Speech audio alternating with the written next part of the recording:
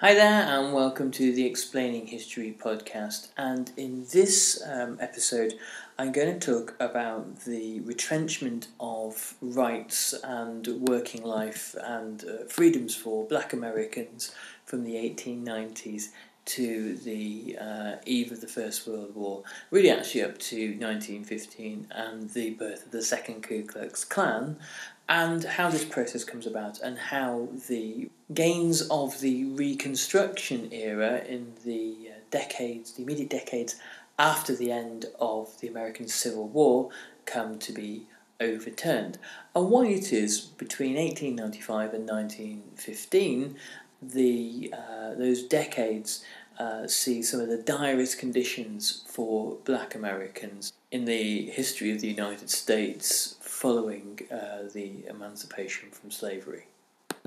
The 1890s were a period of time in the South where 90% of Black Americans lived in the last part of the 19th century, where an effective campaign against them was waged to strip them of all of the gains made at the end of the Civil War and in the decade that followed. Their basic rights of citizenship were removed in piecemeal fashion, and the effective right to vote, whilst it was now enshrined in the Constitution, was removed by laws that were passed at a state level, and legal segregation was enforced in nearly every aspect of everyday daily life. The poor sharecroppers and other agricultural labourers in the South were reduced to the level of kind of feudal peons and serfs, while slavery could never be fully reintroduced, and very close equivalent, and economic slavery was brought back into the lives of Black Americans, and this was enforced by paramilitary violence. There are some very interesting parallels between the working and living conditions of Black Americans in the South post-slavery and the lives of Russian peasants post-emancipation from serfdom, which happened in obviously 1861.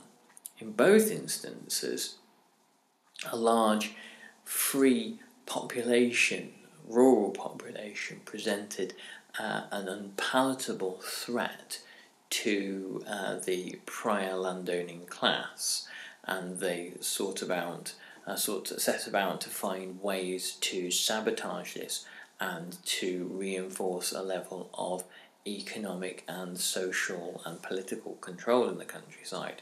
And we'll find out how that happens in this podcast in America.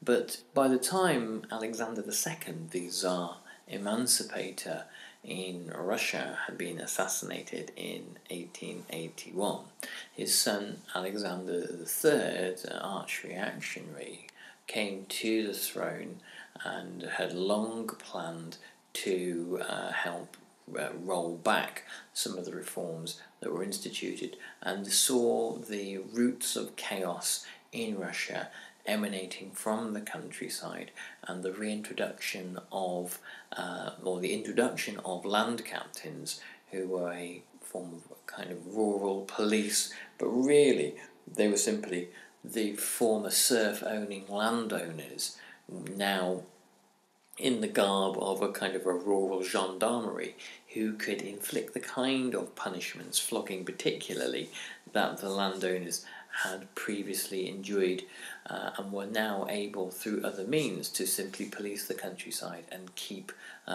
order in the way that they already had done. So in the after the Reconstruction era in America and during the reactionary era of Alexander III, there are parallel attempts, not necessarily connected in any way, but interestingly mirroring one another, to attempt to regain some kind of order in the countryside, and to bring about a kind of a reintroduction of previous social relations in rural areas, using essentially the same methods, but having them legitimised in slightly different ways. Between the 1890s and the first 2 or 3 decades of the 20th century, life for Black Americans was perhaps at its greatest crisis point since the Civil War. The exposure to extreme violence and intimidation, particularly in the South, but not exclusively in the South, poverty, the lack of civil rights, and the lack of any opportunity to advance social or economic situation of black people led to immense hardship among black communities, particularly in the South.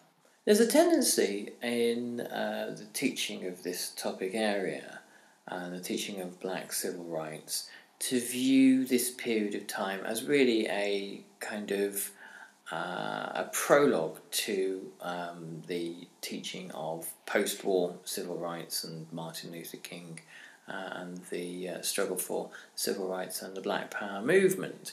And this is very often what happens in schools.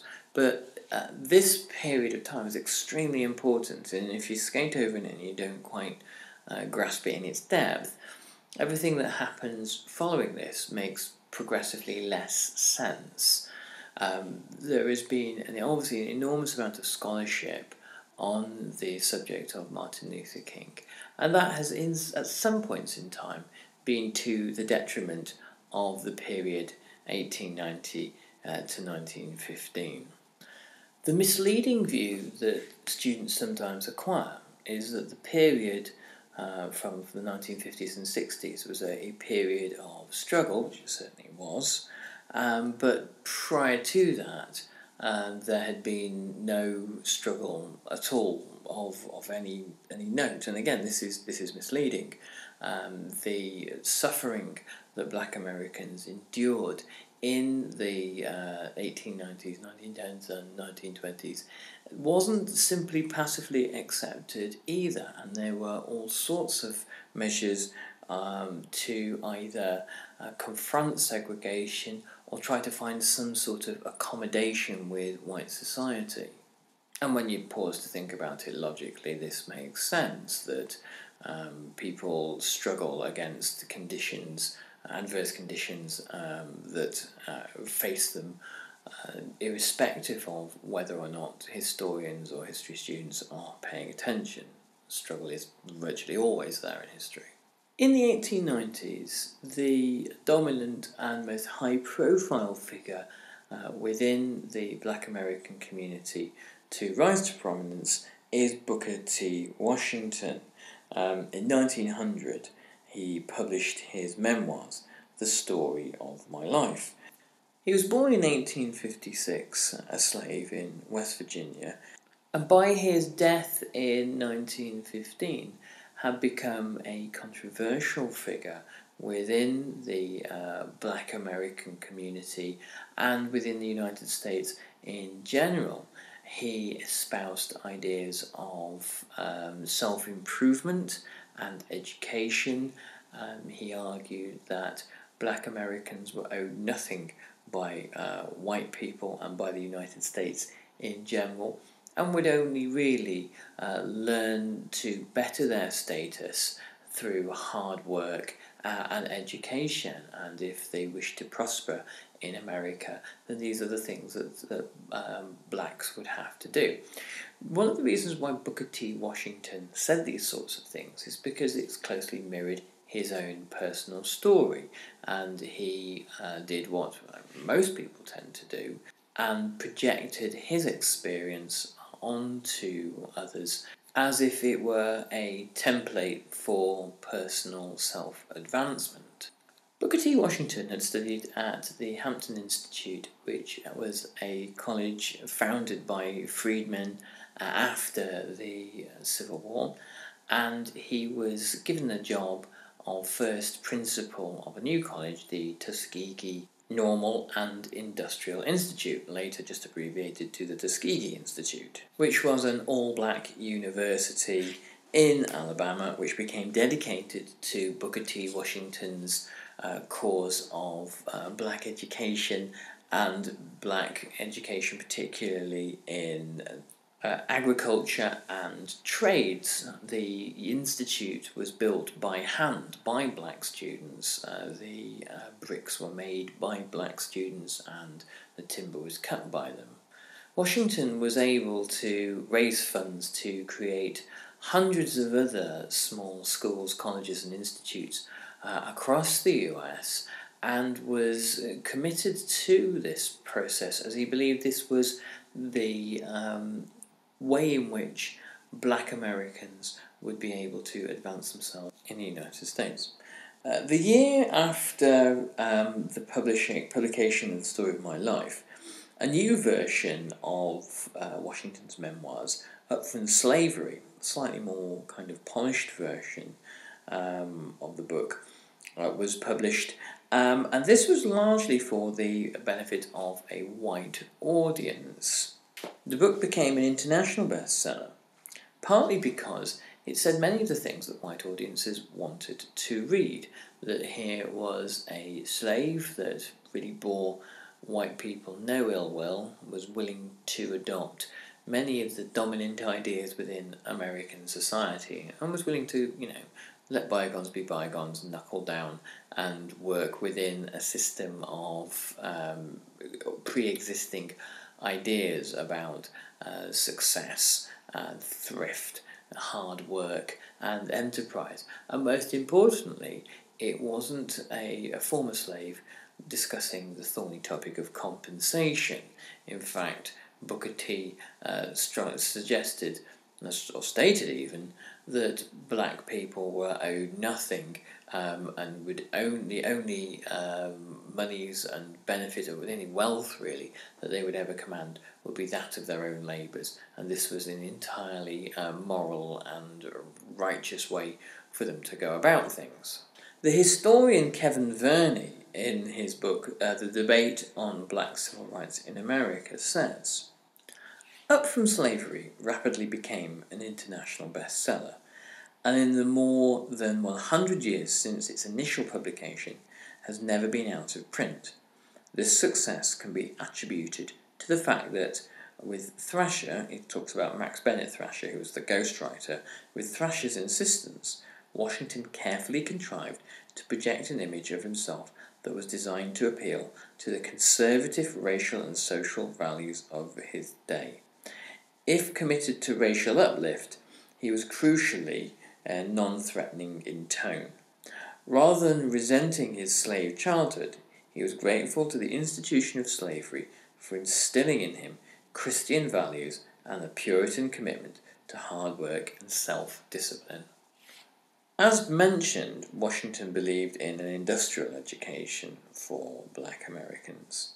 The benefits that he saw in teaching practical skills like bricklaying and cooking and carpentry, instead of academic topics such as maths, the classics, history and sciences, were an indication of his ambitions for black Americans and where he thought their aspirations should lie, or what the limits of those aspirations should actually be.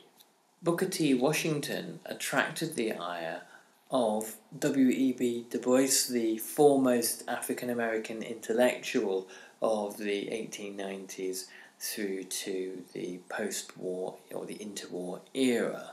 Du Bois, a Harvard graduate who worked as a public intellectual, historian, journalist and civil rights campaigner, said that the focus on manual skills, on carpentry and trades and that kind of thing would create a service class in America of blacks who were good for little other than, the best they could hope for would be skilled working class roles. And this would mean that there would be, their position might be improved a bit, but not very much. Booker T. Washington was therefore, in the eyes of Du Bois, and I think this is a legitimate argument to make, colluding against other black Americans and helping to provide white America with a labour pool of skilled workers who would only be able to rise to a certain level, thus keeping the racially segregated economy unthreatened and unchallenged, and thus keeping elite jobs and roles, and therefore wealth, in white hands.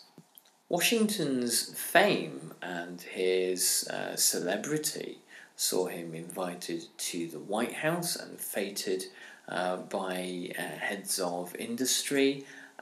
He was seen essentially as a safe pair of hands, the sort of Negro that white America could do business with, in essence.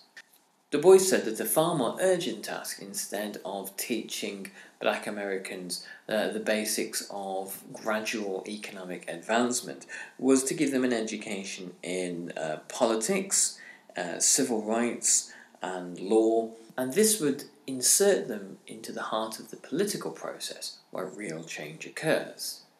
And whilst there's no doubt that Booker T. Washington cared about black people, and there's no question that he sought to actively undermine them, he believed that their advancement existed within certain parameters. It's possible that he viewed this as hard-headed realism and thought that any real attempt at full equality between black and white people would spark more violence and perhaps reignite tensions in the South that could lead to another civil war. But he was certain that it was vitally important not to challenge white supremacy at all. By placing the emphasis for advancement on self-improvement as opposed to solidarity and the development of mass political movements to bring about change, Booker T. Washington effectively undermined civil rights efforts, and the politics of self-advancement obviously places the responsibility for self-improvement on the shoulder of the individual, and the blame for failure on them as well. It depoliticizes the entire concept of inequality between black and white. And because Booker T. Washington had been successful, he had come up from slavery, it was implicitly, and indeed not so implicitly, actually explicitly stated that if Booker T. Washington could achieve these sorts of things, then anyone could, and thus this negates the argument for any other kind of approach.